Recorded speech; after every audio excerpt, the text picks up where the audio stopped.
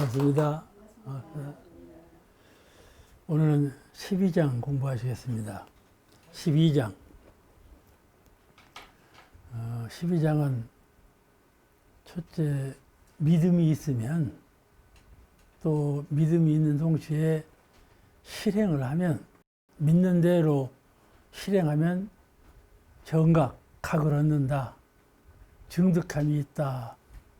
그런 내용의 말씀이에요. 한번 본문을 읽으시겠습니다.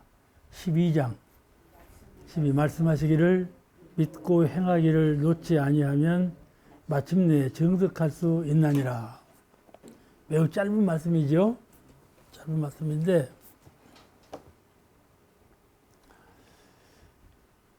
이 믿고 행하기를 믿어야 한다. 믿음이 통하지 아니면요, 이 종교가에서 첫째 믿음이 통하지 아니하면 아무것도 되지 않아요. 되는 것 같은데 결국은 다 허물어져 버려요. 믿음이 없으면. 이 형식으로 하면 안 돼요. 그러니까 도가에서는 수행자의 신성을 먼저 본다 그러셨어요. 대종사님께서 제자들한테 처음에 머리 식혀서 원을 막으라 했잖아요. 추운 겨울에 들어가서 원을 막을 때 얼마나 고생스럽겠어요. 해보지도 않은 일 하는데. 그 대중들은 다 원불교 회당 장차 경제적인 자력, 그런 원불교 회당 기반을 닦기 위해서 원을 막는다 생각했는데, 대종사님은 그게 아니에요. 그들이 처음 와서 지금까지 해보지 않은 일을 할 때 얼마만큼 초심일관하는 신성이 있는가, 신성이 있는가를 본다. 그래서 이 도를 이루려면 첫째 신성이기 때문에 신성유화를 보기 위해서 이 일을 시키노라, 그렇게 말씀하셨잖아요. 보는 각도가 영 달랐죠? 신성이 있어야 돼. 재주와 능력을 먼저 보지 아니하고 신성을 먼저 본다, 그 말이에요. 다시 말씀드리면 이 형상 없는 내 마음을 믿으면, 아시겠죠? 믿음이라 하면 의뢰의 높은 자리를 믿고 밖의 것을 믿는 것으로 아는데, 밖에 불가사의한 큰 자리, 높이 있는 어떤 불가사의한 자리를 믿는 것을, 그걸 믿음으로만 아는데, 그러지 아니하고 안으로 형상 없는 내 마음을 믿는 거. 그게 가장 정각에 이르는, 바른 깨달음에 이르는 믿음의 초보예요. 초보예요. 부처님을 밖에서 구하지 아니하고 안에서 구하는, 이렇게 해야, 이 믿음이 생겨야 진정한 수행이 일어나요. 수행이라는 것은 진실로 내 마음을 닦는 것이로구나. 마음은 어느 때든지 쓰고 어느 때든지 갖고 있는 것인데, 그러니까 마음을 수행하려면 수행심이 항상 떠나지 아니하는 거란 말이죠. 마음을 닦기로 원력을 세운 사람은. 그래서 이 도를 정득하는 것은 믿음과 서원이 가장 중요해요. 이 법에 대한 믿음과 서원이 굳은 사람은 반드시 수행에 공을 들이게 돼요. 수행에 공을 들이게 돼요. 그게 당연하죠. 믿음과 수행에 대한 말씀을 하셨는데, 이 믿음과 수행은 불가분의 관계예요. 불가분의 관계, 뛰어날 수 없는 관계예요. 믿음이 10분 있으면 수행도 10분 있는 것이죠. 그럼 아주 불을 보듯 하는 거예요. 믿음이 10분 있으면 수행도 10분이 생긴다, 그 말이죠.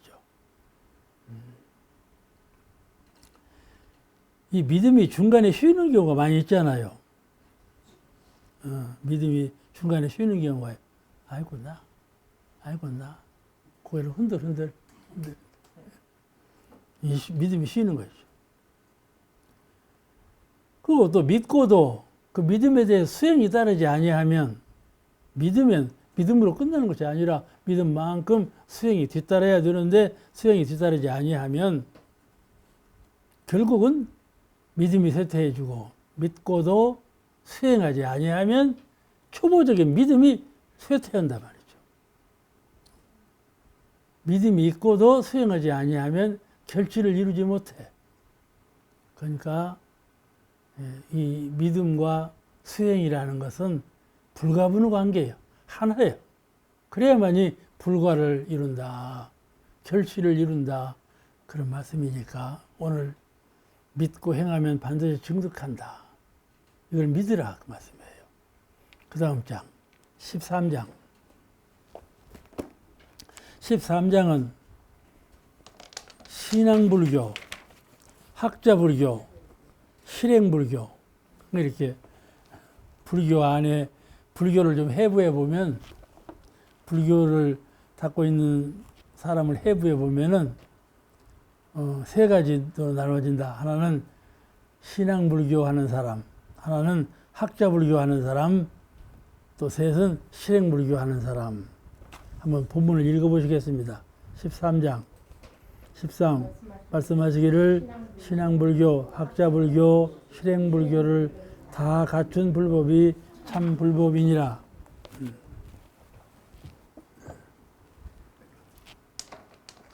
이 불법이 참 광대하지 않아요? 불교 교법처럼 광대한 교리가 없어요. 역사도 제일 오래되었고 또 그 과정에서 많은 수행자가 득도한 도를 증득한 많은 수행자가 배출되었어요. 부처님과 영 같을 만한 수행자들이 계속 나왔어요. 그러니까 그 교법이 얼마나 광대해지고 원만해졌겠습니까? 불법만큼 광대하고 원만한 그 교법이 세상에 찾아볼 수가 없어요. 그 광대해서 후래 수행자의 특성에 따라서 이것만 취하는 사람, 저것만 취하는 사람에게 다 나눠졌어. 그래서 한편에서는 선을 닦고 마음만 닦으면 된다. 내가 내 마음만 닦으면 된다. 그게 되겠죠? 내가 내 마음만 닦으면 되겠지. 다른 사람 마음 닦든지 말든지. 닦든지 말든지. 그렇단 말이죠.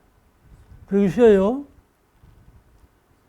불교에 들어오니까 마음이 곧 부처이니 마음을 닦으라. 이렇게 가르친다. 아, 그렇구나. 내 마음을 부처인 것을 믿고 내 마음의 부처를 닦으면 내가 부처 되는 것이로구나. 그러면 다른 건 뭐 관계할 거 뭐 있어. 나만 하면 되는 것이지. 그런 얘기를 갖게 되지 않아요? 그죠? 그래서 선과 마음을 중심으로 해요. 선만 닦어. 내가 내 마음만 깨끗하게 비우고 내가 내 마음만 흔들리지 않게 하고 흔들리니까 어두워지거든. 흔들리면 어두워져. 맹물이라고 있잖아요. 맑은 물. 맑은 물도 뜯어놓고 흔들어 봐요. 이게 탁해지는 거야. 맑은 물도 흔들면 탁해져. 그렇지, 이 세상 만물이요. 흔들면요. 어두워지고 탁해져요. 이 선이라는 것도 좌선을 가만히 해서 잘 기운을 가라앉히는 거예요. 탁한 기운을 가라앉혀. 맑은 기운을 솟아내게 해. 그게 선이지 않아요? 그래서 이 선에 자꾸 공을 들여. 첫째는 내 마음 가운데 탁한 기운을 잘 가라앉혀서 맑게 해야 되겠다. 그 정신으로 내 마음을 닦아. 또 하나는 내 마음에 무명이 끼어 있기 때문에 내가 사람이 되고 중생이 되고 일이 됐으니 죄고가 있게 됐으니 무명을 가져야 되겠다. 첫째는 탁한 기운을 가라앉혀서 맑은 기운으로 변화시켜야 되겠다.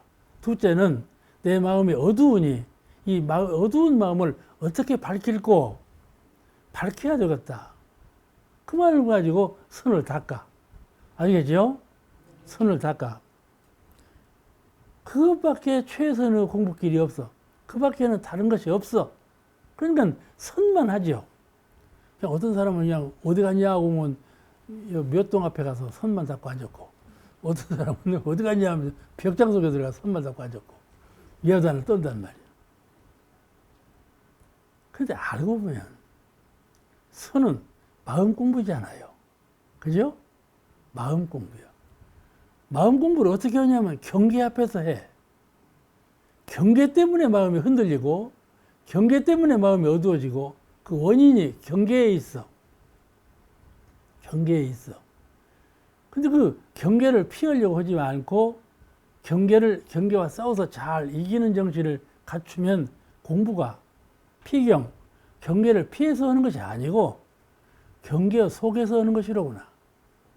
공부심이 없으면 경계가 막 일어나요. 공부심이 있으면 경계가 없어지는 거야. 경계는 본래 없는 거예요. 부처님께는 경계가 없어요. 경계가 없어. 중생에게 경계가 있는 것이지. 우리가 도를 닦아서 각을 이루면 경계는 자꾸 사라져. 근데 자꾸 마음이 어두워지고 흔들리면 자꾸 경계가 생겨. 근데 이 경계를 떠나서 뭘 한다고 하면 잘 안 된다 그 말이에요.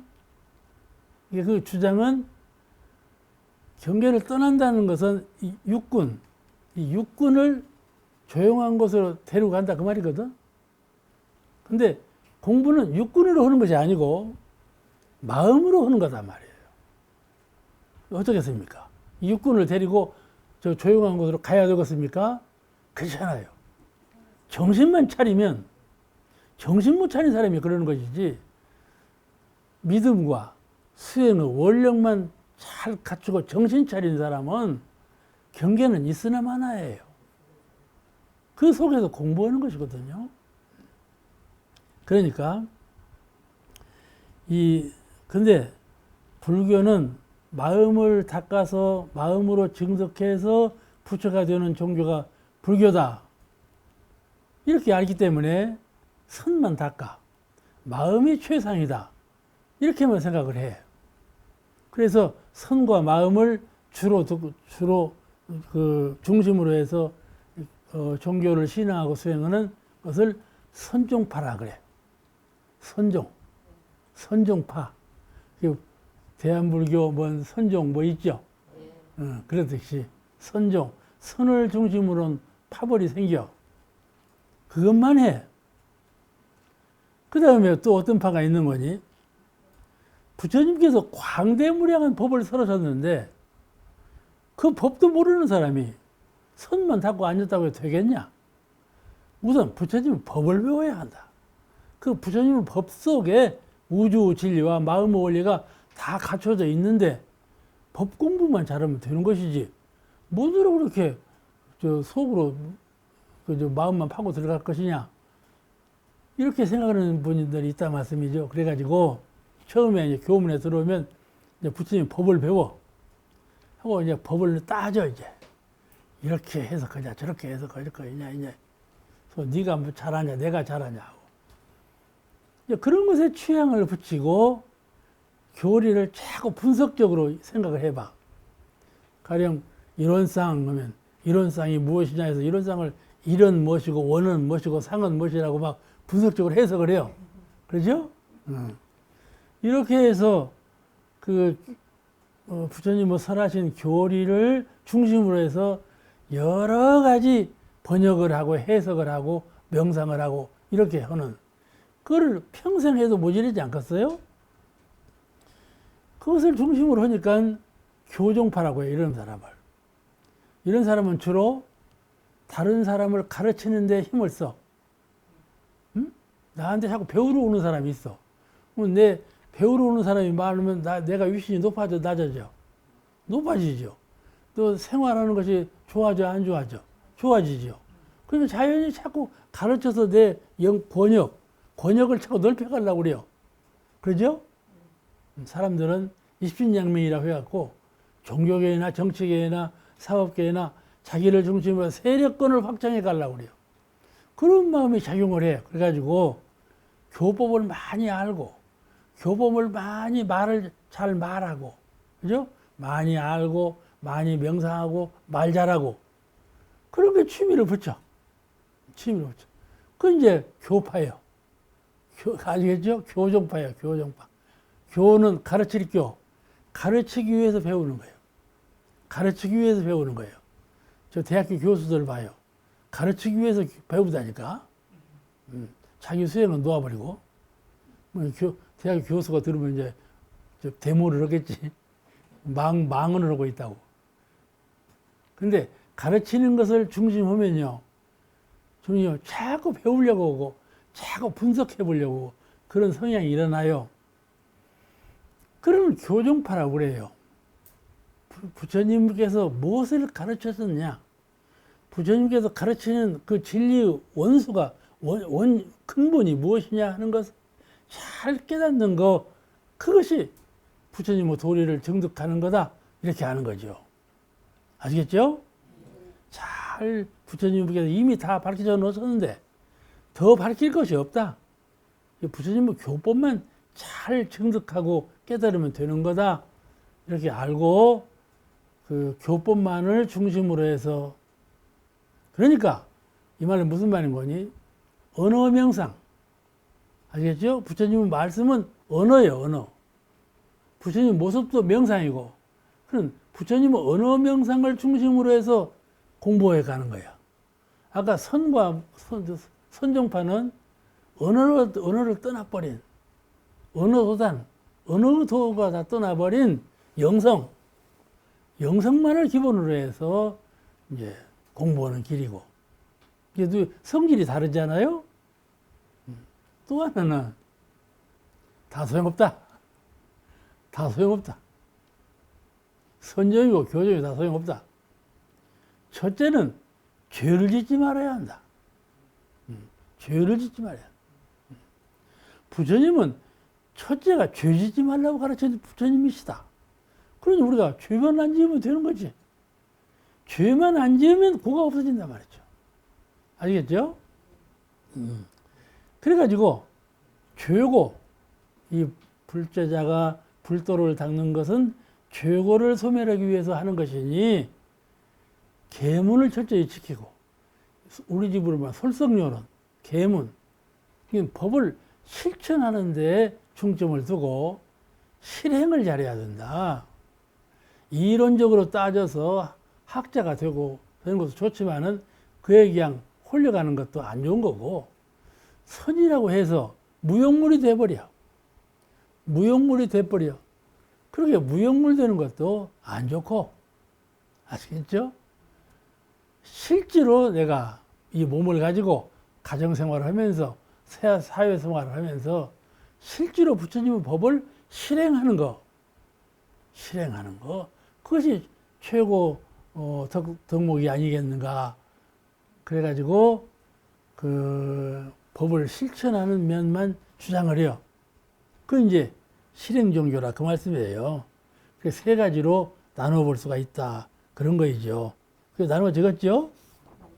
분명하게 나눠져. 그래서 불교에는 선종, 교종, 계종, 율종, 그렇게 3종파가 있어요. 그 3종파에서 여러 종파로 나눠졌지만은 모두가 보면 그런 거예요. 그것을 신앙불교, 학자불교, 실행불교 이렇게 말씀을 바꿔가지고 하신 말씀이에요.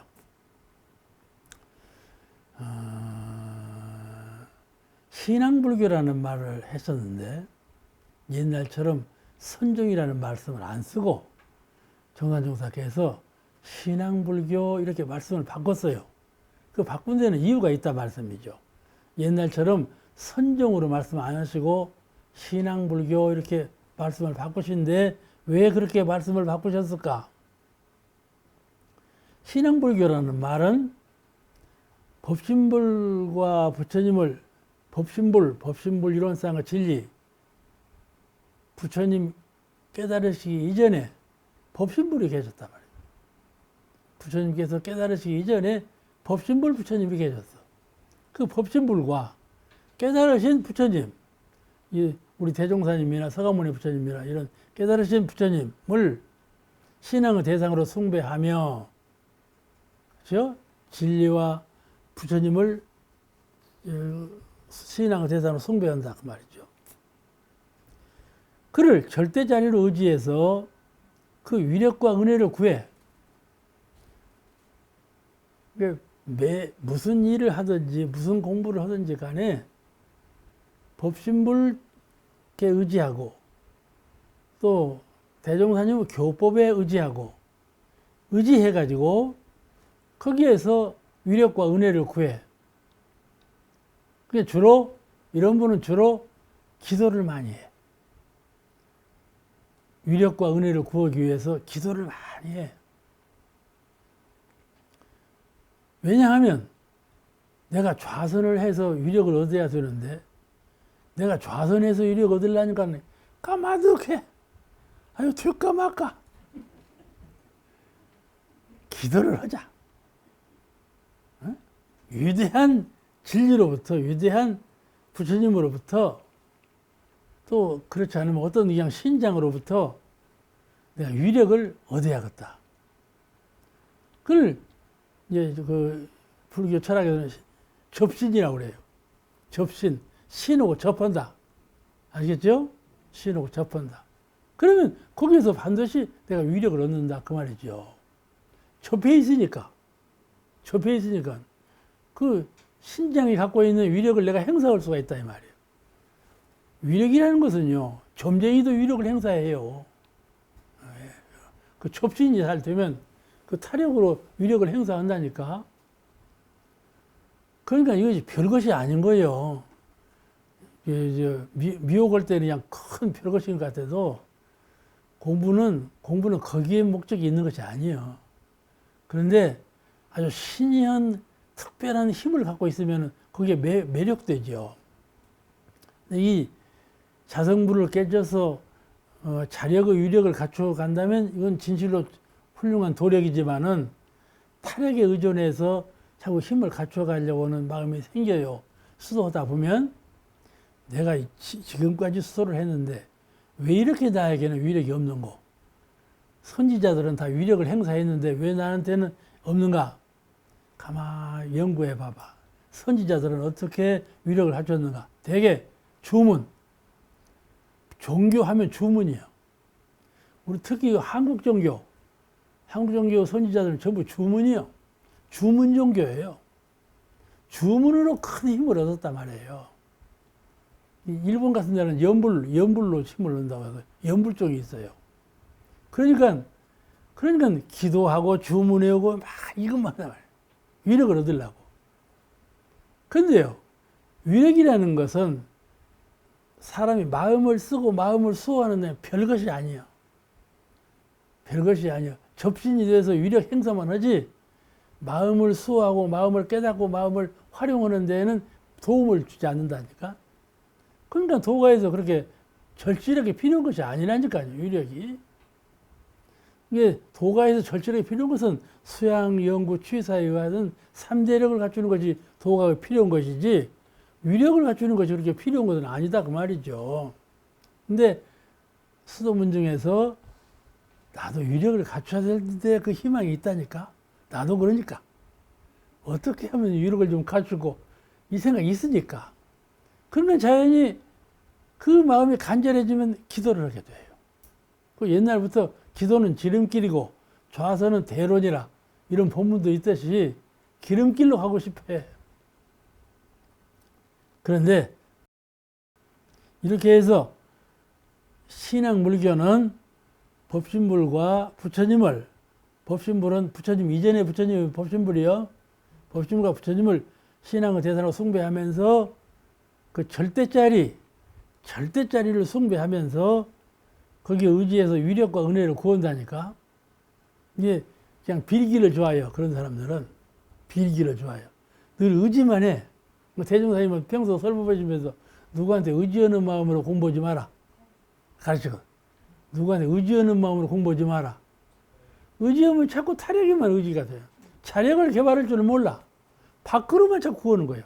안으로 구할 줄을 모르고. 그죠? 안으로 구하면 답답하지. 안 돼, 잘.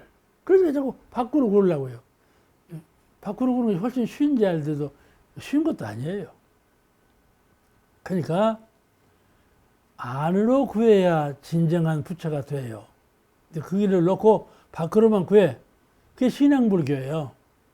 아시겠죠? 신앙으로만 위력과 은혜를 구하려고 해. 수행은 놔두고. 잘 알아들었겠죠? 수행은 놔두고 신앙으로만 은혜와 위력을 구하려고 한다. 그 말이에요. 신앙불교. 이게 누구든지 종교인은 내가 신앙불교인지 불교라는 말이 붙어서 그러지 신앙 불교 하지 말고 신앙 종교 그새 내가 신앙 종교 종교인이지 신앙본의로만 가면 이렇게 하자가 많아요. 다 그래 원만해야 되는데 한편으로 치우치면 그러니까 꼭 신앙 불교를 하지 말라는 말은 아니요. 한편에 치우쳤다 그 말이요. 한편에 치우쳤다. 그래서 구원받기를 소원해요. 이런 사람들은 구원을 주장을 해요. 구원. 제가 마산 경남 교구장으로 있을 때 천주교 주교님하고 친해졌다. 하고 이제 나도 그걸 초대받아가고 당신도 우리 교당으로 초대받아 오고 그래서 하루는 또 우리 교당으로 초대받아 와고 이제 같이 식사를 하는데 뭐라고 묻는 거지? 박정일 주교라고 막 그때 내가 마산 교구장으로 있을 때 그 천주교 주교님 박정일 님이에요. 느닷없이 그냥 봐야지. 원불교에도 구원이 있습니까? 이 말씀을 물어. 내가 첫 인상에 그건 실례하는 말이야. 원불교에도 구원이 있습니까? 실례야. 그래서 내가 실례라고 할 수는 없고, 그러면요. 우리는 구원이라고 하지 않습니다. 성불이라고 합니다. 이렇게 대답을 했어. 구원이라는 것은 저 하나님께서 이게 딱딱 집어 올리는 거예요. 이게 구원이라고 그래요. 어? 성불은 안으로 40m 열애를 깨달아서 스스로 부처님 되는 거라고.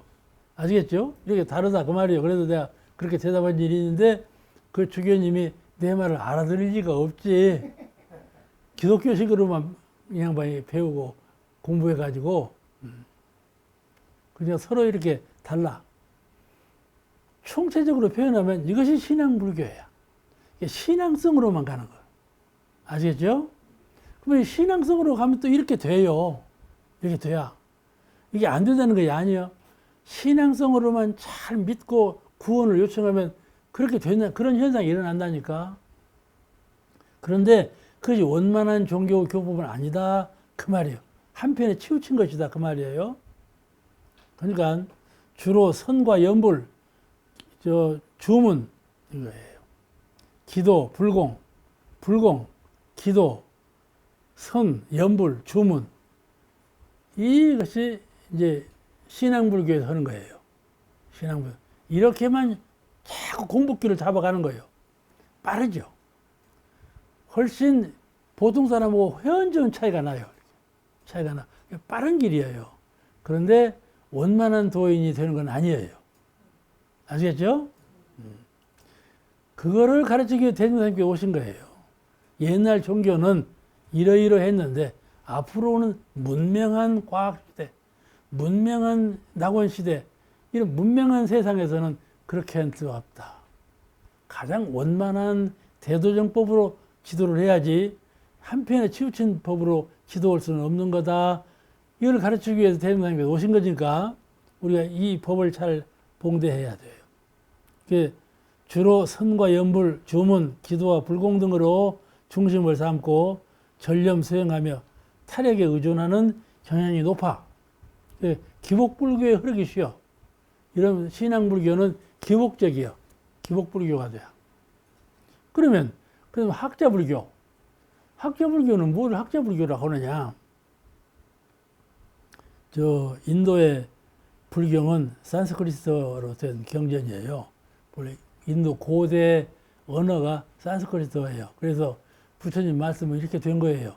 그대로 이제 그 경으로 돼 있어요. 근데 지금 인도 사람들은 그걸 안 쓰죠. 이제 영어를 많이 써요, 인도 사람들은. 근데 이제 우리가 현장이나 이런 분들이 구마라집은 인도 사람인데 인도 사람이 중국으로 건너오면서 불교를 전파한 분이고 현장은 중국 사람인데 인도에 건너가고 불교를 배워가고 온 분이고 이 이때는 교법 번역이죠. 인도 말을 중국말로 번역을 해갖고 이제 가르쳤단 말이에요. 인도 사람이 중국말로 번역하고 중국 사람이 인도 말을 번역하고 이렇게 가르쳤어. 그게 교법 시대예요. 막 이제 그때가 한양의 교법 시대인데 그런 문화가 성행하는 시대가 있었어요. 그런 성행하는 시대가 지내고 달마대사가 와갖고 이제 직지인심 견성불 이걸 가르치는 시대로 크게 바뀌었죠. 그 다음에 육조에 와고자 또 바뀌고 그랬는데 이게 그렇게 언어가 바뀌어지면서 또 중국말로 또 한국말로 변형했잖아요. 일본어로 변형하고. 이렇게 바뀌면서 자꾸 이제 거기 가서 틈이 생기고, 이제 결함이 생겨왔어요. 많은 좀 색다른 면이 생겼어요. 그러니까 정통적인 것이 되지 못했죠. 그러니까 학자들이 연구할 것이 많아. 이러고 했는데 중국말로 번역하니까 이런 것이더라. 중국말로는 이런 것이지만은 인도 본토에 가서 연구해 보니까 이런 것이더라. 하고 자꾸 연구를 하고 분석적으로 비교 연구를 했어. 뭐 할만하겠죠? 옥사원님 맞죠? 연구 할만하겠지? 할만하지? 평생 해도 다 못해. 그런 것을 알아야 자꾸 가르칠 만해요. 가르칠 것이 없는데 그런 걸 자꾸 분석하고 알아주니까 가르칠 것이 생겨. 그래가지고 우리 불교 문화에도 학문이 참 많아요. 그래서 이 학자 불교라는 게 생겼어. 불교를 학문적으로만, 이론적으로만 분석하고 가르치고 공부하는 이런 학자 불교가 있었어. 특히 불교는요, 좀 철학적이에요, 교법이. 원불교 교리도 좀 철학적이지만은 불교는 좀 다른 종교에 비해서 훨씬 철학적이에요. 그러니까 연구거리가 많죠. 연구거리가 많아. 그래서 학자 불교가 큰 인기예요. 그런데 그렇게만 해서는 안 된다. 그런 것이죠. 다른 종교에 비해서 학자 불교 편으로 더 많이 발전된 종교가 불교입니다. 그래서 오늘 이 학자 불교라는 것은 탁 드러내서 하신 말씀이에요. 그렇게 한편에 치우치면 안 된다. 그 말이에요. 그러면 실행불교, 실천만을 위주로 하는 불교. 우리 불교는 인과를 중요시하는 종교입니다. 다른 종교보다도 인과를, 대종사님께서도 인과법문을 참 많이 하셨어요. 인과법문. 그 인과를 중요하게 알면 계율을 철저히 지키라. 일이 되죠. 서가모니 부처님 당대에도 처음에는 계율을 아주 중요시했어요. 그런 계율을 철저히 죄짓지 않도록, 죄고에 빠지지 않도록 이렇게 제도문을 열으셔서 차차 대열반, 큰 거룩한 성스러운 열반에 이르기까지 저 기초서부터 이렇게 쭉 끌어올린 거예요. 그렇게 가르치셨어요. 대웅사님도 꼭 그렇게 하시고 하셨는데 우리가 종교문에 들어가서는 첫째가 제일 중요한 건 죄고를 짓지 않는 거예요. 죄를 짓지 아니하고 고 속에 파묻히지 않는 거예요. 그러니까 인과를 중요시해야 되고 죄 짓지 않는 방향으로 지도를 하게 되는 것이죠. 그래서 종교는 죄고를 벗어나는 거다. 그러니까 교법을 이론적으로만 철학적으로만 잘 알고 밝게 말할 수 있고 그런 데 능력을 갖춘 것만이 종교가 아니고 또 선불교 아주 입정산매에 들어서 세상에는 무용물이요. 세상에 쓸모가 없어. 그런 종교가 되어서는 또 쓰겠나. 다 산속에 들어가서 손만 닦아봐봐. 세상이 어떻게 되겠어. 다 산속에 들어갈 일도 없지만은 한 집안에서 사는데 다 벽장 속에 들어가고 손만 닦아봐봐. 그 가족이 되겠어 말겠어. 그러잖아요. 그 손에 치우치면 그 모양이 된단 말이에요. 그리고 모르고 되겠어? 여러분 다 아시지만 첫째는 알아야 하는 거야. 둘째는 아는 것이 깨달아야죠. 그러니 학자 불교도 무시할 수가 없어. 지금 제가 여러분에게 설명하는 것도 학자 평이 좀 많이 들었어. 그러니까 설명을 할 수가 있지 않아. 설명도 좀 쉽게 재미있게 해야 알아들 만하지. 그러면 참 와. 말을 좀 잘못해봐봐. 금방 잠자버리고 안 와버리고 그러지 않아요. 그러니까 말하는데 고통은 그런 것이요. 그러니까 자꾸 학자 불교가 성행하는 거야. 자꾸 연마해야 되고 가르쳐야 되고 그런단 말이에요. 그렇잖아요? 그러니까 이 신앙불교, 학자불교, 실행불교 이 셋 다 참 중요한 거예요. 이 삼합, 삼위일체 이 세 가지를 원만하게 같이 병진하는 그런 수도인, 그런 종교가 원만한 수도인이고 원만한 종교다. 이 말씀을 오늘 하시는 거예요. 그래서 이러한 불교 교의의 특성을 따라서 해당 방향에 힘을 쓰게 돼. 불교가 이런 특성이 있어. 철학적인 특성이 있고, 참 불공. 열심히 기도해서 불공해서 불공 잘 드리는 사람이 성불한다. 이런 또 경향이 있고, 또 죄를 짓지 말고 계행을 철저히 해라. 서가모니 부처님 당대에 1600개 계문이 있었다고 하잖아. 그렇게 많은 계문이 있었는데 말이죠. 그렇게 계문에 철저했어요. 그러니까 이런 그 종교적인 특성이 있는데 그 특성 중에 어느 하나에만 치우치지 말고 세 가지를 다 원만하게 병진할 수 있는 그런 원만한 수도인이 되어야 한다. 그런 말씀을 오늘 이 장에서 좀 주장하시는 거예요. 이것을 쉬운 말로 말하자면 개정의 사막의 병진이라 그래요. 개정의 사막의 병진, 사막의 병진. 우리 원불교 교전을 보아서 다 아시겠지만 정전을 아무리 많이 읽어도 사막 병진이란 말이 안 나와요. 대종경에는 나와도 정제는 없어요. 그러면 사막 병진이란 말 왜 사막 병진이라고 하냐? 그거는 사막을 보면 사막만 나와. 수양을 이렇게 잘해라, 연구를 이렇게 잘해라, 취사를 이렇게 사막만 가르쳐. 그러면 사막 병진이란 말이 없는데 왜 대종경에서는 사막 병진이만 나오냐? 이거는 이론상 수행이 있어. 그러죠? 이론상 진리, 이론상 수행, 그렇죠? 이론상 신앙. 정전에 진리, 신앙, 수행이 나오는데 그것이 이론상 신앙, 이론상 진리, 이론상 수행 일이 나왔어. 아시겠죠? 그것을 알아야 돼. 원불교는 신앙이 이론상 신앙이고, 원불교는 수행이 이론상 수행이고, 이론상 진리고, 신앙이고, 수행. 아시죠? 진리, 신앙, 수행이 다 이론상이라 말씀해요. 그 내역을 밝힌 것이 사의지고, 사막이고, 훈련법이고, 그래 돼 있어요. 그런데 우리는 공부하면 사막으로만 알아요. 그냥 사막만 열심히 막 가르쳐. 그러면 어디로 빠지냐면 수행, 수양, 연구, 취사 하나에 빠져버려요. 반드시 빠져요. 그런데 이론상 수행을 알아야 한 군데에 빠지지 않아요. 그걸 사막병진이라 그래요. 아시겠죠? 이론상 수행 공부를, 이론상 수행장을 잘 읽고 해득을 해야 돼요. 진리도 이론상 진리장을 잘 해득을 해서 깨달아야 돼요. 그러니까 오늘 이 말씀은 개정의 사막의 병진을 하라 그런 말씀이에요.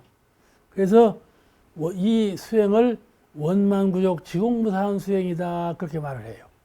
이 실체도와 수행을 원만구족 지공무상한 수행이다. 개정의 사막이라고 하고 원만구족 지공무상한 수행법이라 이렇게 표현을 합니다. 그래서 이 원불교 입장은 생활 속에서 공부하고 공부하면서 생활을 밝히는 그런 공부법이기 때문에 더욱 이 개정의 사막의 병진법, 원만구족 지공무상한 수행법 이 법을 잘 알아서 한편에 치우침이 없도록 잘 공부를 해야 합니다. 그 다음에 14장 법훈편은 매우 간명한 말씀이라 돼 있어. 근데 설명을 하면 또 한이 없어요. 그 대신 우리가 설교를 할 때 설교 제목은 간단하죠. 근데 그 간단한 제목을 가지고 많은 말씀을 하지 않아요. 법훈편이 꼭 그런 거예요. 14장은 모르고 믿으면 미신이라는 거예요. 미신이 따로 있지 않고 모르고 믿으면 미신이라고 말이에요. 14. 본문을 한번 읽어보시겠습니다. 14. 말씀하시기를 미신이 따로 없나니라. 모르고 믿음 미신이니라. 그 말씀이에요. 미신이 따로 없나니라. 모르고 믿음 미신이니라. 진리를 알고 믿으면, 진리, 이론상의 진리를 알고 이론상을 믿으면 그걸 정신이라 그래요. 바를 정자 믿을 자 정신. 그런데 이론상 전에 가서 기도하고 불공하고 하면서도 그 진리를 몰라. 그러면 이론상 전에 나가서 불경 드리더라도 그것이 미신이 된다 그 말이에요. 아시겠죠? 이게 미신 믿는 사람이죠. 무당이나 점쟁이나 이런 것만 미신이 아니요. 고등종교 안에도 그 사람이 그 진리성을 잘 알고 진리를 잘 알고 그 진리대로 기도를 하고 수행을 하면 그런 미신이 아니지만 모르고 한다면 미신이 된다. 무조건적으로 하면 이게 고등종교 안에도 미신성이 많아요. 미신이라는 말은 어떤 종교 하나를 들어서 이것은 미신 종교 그게 아니고 그 종교 안에 있는 수행자가 그 진리를 알지 못하고 행을 하면 그는 미신성에 속한다 그 말이에요. 그죠? 미신은 저 무당쟁이들만 하는 것이 아니에요. 그럴 거 아니에요. 우리에게도 미신이 있을 수가 있어요. 우리가 법신불 사은을 신봉할 때 사은이 곧 법신인 것을 알고 믿으면 정신이요. 법신불 사은님, 저 창타원님, 법신불 사은님이 어디 계셔? 빨리 대답해봐. 마음에 있고. 또, 어? 혜성님은 어디 계셔? 만유에 계셔? 천하 만유에 계셔? 눈앞에 계시지? 눈앞에 계시지?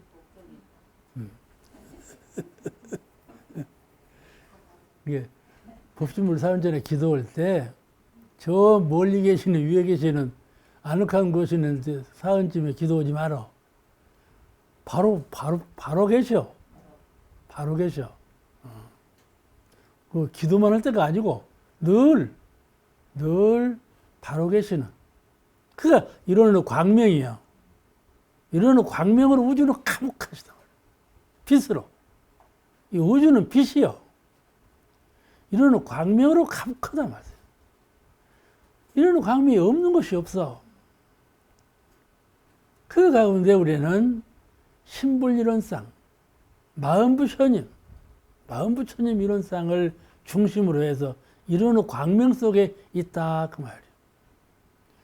큰 바다에 물고기가 있는 것과 같고 이 허공에 사람이 있는 것과 같아요. 같이 있는 것 같아요. 그 실상대로 지금 현실세계가 생겨난 거예요. 아시겠죠? 실상대로 현실세계가 그대로 나타난 거예요.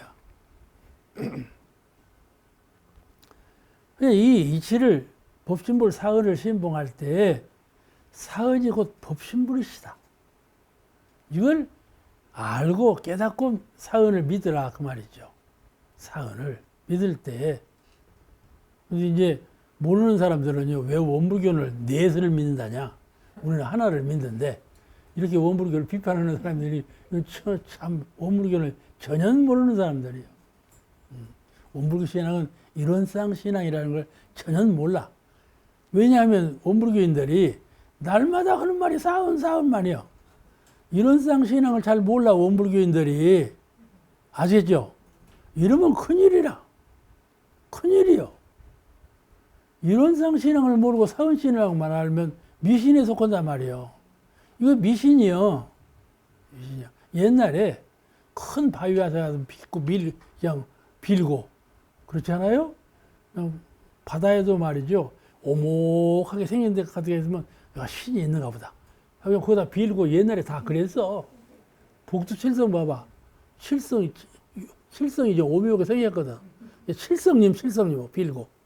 귀하단을 떨었다니까. 법신불자리를 몰랐어. 이론상을 몰랐어. 근데 법신불 사은이요. 사은만 뚝 떨어진 것이 아니고 법신불사은이에요. 아시겠죠? 그러니까 사은을 알 때, 믿고 믿을 때 이론상을 믿지 못하고 사은을 믿으면 미신에 속한다 그 말이에요. 아시겠죠? 이걸 잘 알아야 돼. 우리가 법신불 사은이시여 하고 사은전에 기도하지만 그 기도 방향은 이론상이에요. 이론상이에요. 그러니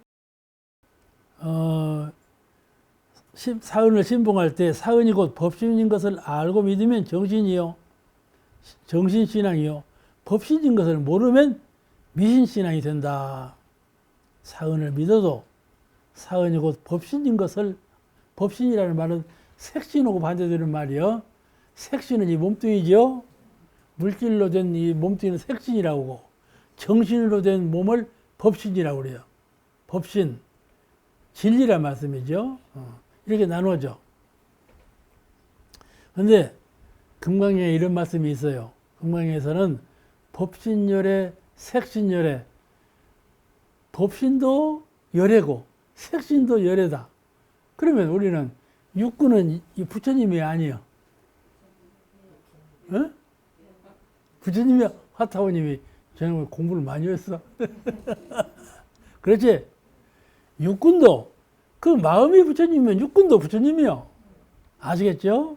그 사람들은 육군은 변하고 썩고 그 그냥 경계만 주고 하는 것인데 무슨 부처님이냐.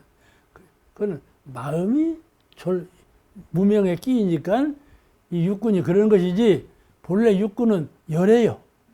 아시겠죠? 그래서 사은이 열애신 거예요. 사은은 이론상의 진리의 몸이요. 사은은 이론상 법신부의 몸이셔. 근데 우리가 사은님하고 부처님을 모시잖아. 그는 그 열애시니까 그러다 말씀이에요. 그와 같이 한 사람을 보더라도 몸이라 하는 것도 마음이 열애면 몸도 열애다 그 말이에요. 금강에 나와 있는 말이에요. 색신열애, 법신열애. 이제 이게 내 강의를 듣는 분들이 인사는 불교 말을 많이 한다고 그런데 그거는 우리 원불교가 교법이 불교하고 연해 있어. 그러니까 다 연해서 배워야지. 원불교하고 불교를 둘로 보면 안 돼. 하나로 봐야지. 하나로 보는 안목은 참 종교를 하나로 보는 안목과도 같아요. 원불교는 통달한 종교예요. 이 종교 저 종교 나누는 종교가 아니에요. 통달했어요. 아까도 그랬죠. 사막 가운데 하나씩 편가르면 안 된다고. 본래 이론상의 진리는 하나신데 어떻게 나누겠어요. 그러니까 다시 말하면 법신불 이론상의 진리를 바르게 알고 깨치면 그와 동시에 사은이 법신불 이론상임을 법신불 부처님인 것을 알고 깨치게 되는 것이죠.